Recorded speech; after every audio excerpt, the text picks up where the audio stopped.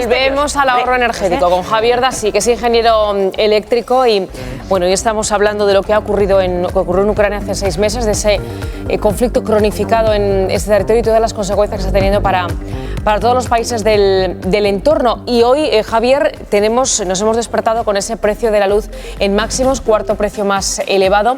Y lo cierto es que nos había dicho que ese tope al gas iba a servir para que se redujera la factura. Es verdad que se ha reducido con respecto a países de nuestro entorno, pero es que ahora mismo esa compensación a las gasistas supone más que el precio del pool eléctrico. Esa es la clave, lo que tenemos hoy. Claro, sí, ahora tenemos pues la casuística esa que hacemos el tope de gas o nos ponen el tope de gas para pagar menos luz y no solo estamos pagando más luz que antes, sino que además ahora la compensación es muy superior a lo que cuesta la energía sin contar el gas. Pero recordemos que este problema va a seguir igual o incluso puede ir a más, porque el problema no es ahorrar un 5 o un 3 o un 7%. El problema es que en España, para producir energía eléctrica, el 40% se produce con gas. Si el gas, por mucho que esté desvinculado, al final el gas va subiendo, va a encarecer la factura en mayor o menor medida. Es que esa es la clave, al final, si el 40%, estaba tomando nota del dato, el 40% para producir luz, el 40% tiene que ser gas. ¿Cuál es la alternativa a todo esto, Javier, desde el punto de vista técnico que nos puedes contar tú? La alternativa, que no es fácil ni sencilla de saber, o exactamente qué hacer, al final el problema que tenemos es el gas, porque dependemos en un 40% del gas para producción de energía eléctrica. Entonces hay que buscar alternativas de producción donde el gas no entre en esa ecuación para que no encarezca, sino al final el gas es una cosa, o una materia prima de la que nosotros tenemos que depender siempre de un tercero. Y si ese tercero sube el precio, bien porque quiere, bien porque hay escasez, bien porque Putin recorta el suministro de gas y hay menos gas disponible y se sube. Al final el problema está siendo que dependemos del gas para casi la mitad de producción de energía eléctrica en España. Entonces, pues tenemos, dentro de sus peros, pues tenemos renovables, tenemos solar, tenemos eólica, tenemos hidráulica, que ahora tenemos el problema también por la sequía, sí. Pero hay que buscar fuentes de producción alternativa al gas. La nuclear, que no te he escuchado nombrarla. ¿Qué hacemos con la nuclear, Javier? Sí, la nuclear es que yo también soy bastante pro de la nuclear, porque la nuclear al final pensemos que es una producción de energía que dentro del problema que pueda tener, a nivel que puede ser peligrosa y demás, pero recordemos que al final en España no estamos teniendo centrales nucleares y Francia es el segundo país del mundo que más centrales nucleares tiene. Y lo tenemos al lado de España. Lo que yo digo es, el problema de las centrales nucleares es que si hay algún accidente, como ha pasado en la historia, pues sí que es verdad que es una catástrofe, pero tenemos nuestro país vecino más cercano, que es Francia, que es el segundo país del mundo con más centrales nucleares. Si pasa algo ahí, España se va a perjudicar igualmente que si tuviera centrales nucleares, pero encima de que tenemos ese riesgo, no tenemos energía barata producida por centrales nucleares. Te pregunto por las medidas que están puestas en marcha. Ayer conocíamos ese dato que supuestamente se ha reducido el consumo en torno al 9,5% en los 15 días de aplicación que lleva ya ese Real Decreto de Ahorro de la Energía. Pero esto hay que matizar y es que no es un ahorro directo de gas. Es decir, con lo que estamos haciendo no nos sirve. Hay que poner en marcha más medidas porque el objetivo es llegar al 7% de ahorro de gas, solo de gas. Claro, si ahora, por ejemplo, hay días en los que hemos llegado a un 9% del ahorro, porque recordemos que en anteriores intervenciones hablábamos de que se había ahorrado un 5%, un 3%, algunos días no se había ahorrado nada con respecto a antes del Real Decreto. Entonces, al final, sí, un día puntual podemos haber ahorrado un 9%, pero la media no creo que sea un 9%. Y además, el 9% que estamos hablando es de energía eléctrica, como bien has dicho. Entonces, si el gas es un 40%, menos de la mitad del 9% es el gas. Estamos hablando a lo mejor de un 4% con respecto al 7% que tenemos que llegar y que puede ser que si no es suficiente, poco a poco vayan añadiendo porcentaje a ese 7%. ¿Qué medidas se podrían poner en marcha como idea, Javier? Porque el Gobierno ahora mismo está recogiendo precisamente sugerencias de las comunidades autónomas. Tienen hasta el 31 de agosto para presentar esas propuestas y en septiembre hay que prepararlo para enviarlo a Europa y que nos dé el visto bueno. Con ese objetivo, 7% de ahorro de gas, ¿qué tenemos que hacer o qué podemos hacer? Pues aquí al final tenemos dos opciones básicamente, como siempre decimos, que es consumir menos a base de reducir la comodidad o reducir el confort, y esto puede ser pues con restricciones y con racionamiento energético, que también lo llama la gente y demás, Y la otra es producir más energía. Sabemos que, por ejemplo, poner más instalaciones solares, poner una central nuclear, todo esto no se puede hacer a corto plazo porque grandes plantas fotovoltaicas en España pueden costar 1 año o 2 años tenerlas en marcha produciendo. Las centrales nucleares tardan 5 o 10 años. Estas son medidas a medio, largo plazo.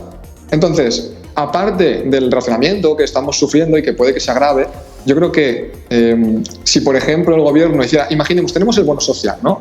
En la factura de luz hay ciertas personas a las que les pagan, por así decir, 50 euros al mes de su factura de luz porque no pueden pagarla. Esto al final es algo que se les paga durante toda la vida y es a fondo perdido, o sea, al final es un gasto para el Estado. Entonces, si eso cogiéramos y dijéramos, pues en lugar de 50 euros al mes, en 5 años han sido 3.000 euros, si el Estado cogiera esos 3.000 euros que se va a gastar en 5 años y que luego estará durante toda la vida pagando, esos 3.000 euros ponemos una instalación solar de esa persona, pagamos una única vez 3.000 euros, a los 5 años se rentabiliza y esa persona está 25, 30 o 40 años ahorrándose 50 euros sin que el Estado o el gobierno tenga que estar pagándolo. Iniciativas, propuestas. Te pregunto por lo que está haciendo Francia, porque entre las medidas que va a poner en marcha el país vecino está el de prohibir alquilar las casas que se considere que están aisladas, mal aisladas térmicamente, vaya, que no sean eficientes desde el punto de vista energético. ¿Cuál es el principal problema del aislamiento de las viviendas? Y no sé si piensas que aquí en España se podría hacer algo así. El principal problema que tenemos para el aislamiento de las viviendas, sobre todo, es uno muy difícil de solucionar. Y es que las viviendas, cuanto más antiguas son o más viejas, digamos, peores aislamientos tienen. Bien porque recordemos que si todos hemos estado en alguna finca o un edificio más viejo, pues el techo es más fino, los muros son más finos, son menos aislantes. Entonces, un gran problema son los muros y los cerramientos exteriores de la vivienda. Y luego también tema de ventanas, acristalamientos. Y en tercer lugar tenemos electrodomésticos, lavadora, lavavajillas, el calentador. Todo eso que está consumiendo o que tenemos que nos está generando pérdidas de calor es lo que más dificulta. De hecho, para la hora de certificados de eficiencia energética hay algunas que son de clasificación G, que son muy malas y suelen ser siempre viviendas muy viejas, con malos aislamientos y no las nuevas. ¿Qué te parece esa medida puesta en marcha en Francia y no sé si crees que se podría plantear aquí en España algo parecido? Eso al final... Que restrinjan un poco más el alquiler o la venta, pues la venta sí que es más difícil, pero al final todos conocemos en España que si van a hacer que no se pueda hacer un alquiler con una vivienda de clasificación energética G, no creo que no se pueda hacer. Bien sí que a lo mejor pueden poner algún tipo de penalización, yo creo, en el IBI, o que si tienes una vivienda mal aislada térmicamente o con pérdidas, pues que tengas que pagar algún tipo de extra o que no te quiten algún tipo de bonificación. Pero yo creo que en España es muy difícil que nos prohíban rotundamente no alquilar viviendas de esa clasificación. Sí poner alguna dificultad de restricción, pero no creo que nos lo prohíban. Bueno, invertir, sino lo que nos decías, ¿no? Sobre todo en el aislamiento exterior de las ventanas, las puertas, los accesos, ¿no? Para intentar controlar más la temperatura interior. Te preguntaba por el coche eléctrico, Javier, porque con esta luz, claro, es verdad que pensamos en el coche eléctrico como la solución presente y a un futuro casi inmediato a los combustibles, que también han subido bastante y que además no nos podemos permitir porque la contaminación es importante, pero claro, viendo la luz, el coche eléctrico tampoco ahora mismo parece la solución más económica, ¿no? Claro, antes, por ejemplo, un coche eléctrico era mucho más rentable que uno diésel o gasolina. En torno a lo mejor pues nos costaba hacer 100 kilómetros una quinta parte de lo que nos costaba hacerlo con uno diésel o gasolina. Pero claro, ahora al final, aunque digamos que el diésel y la gasolina ha subido a lo mejor un 50 o un 80%, pero recordemos que la luz se ha duplicado o triplicado en la mayoría de los casos. Entonces ahora un coche eléctrico, en lugar de gastar una quinta parte en euros que uno de combustión, está gastando la mitad o una tercera parte. Y tenemos el inconveniente que tenemos que estar mucho más tiempo cargando el vehículo y que no cuando vamos con una gasolina. Y además, Javier, los coches eléctricos, para que tengan una autonomía importante, ¿no? Y que realmente sea una alternativa al coche de combustión, son caros. Hay ayudas, pero es verdad que aquí en España las ayudas del Plan MOVES hemos entrevistado a gente que nos dice que no llegan, han tardado muchísimo en llegar y ahora tenemos la idea de que se han agotado esas ideas del Plan MOVES en nuestro país. Claro, al final unas ayudas, hay un presupuesto limitado, llega a quien llega y llegan hasta donde llegan. Además, aunque no soy economista ni especializado en todo este tema, pensemos que si al final te dan una ayuda, por ejemplo, de 7.000 euros a la hora de comprar un coche eléctrico, es un ingreso que percibes y que luego en la renta vas a tener que declarar y pagar el impuesto correspondiente a esos 7.000 euros.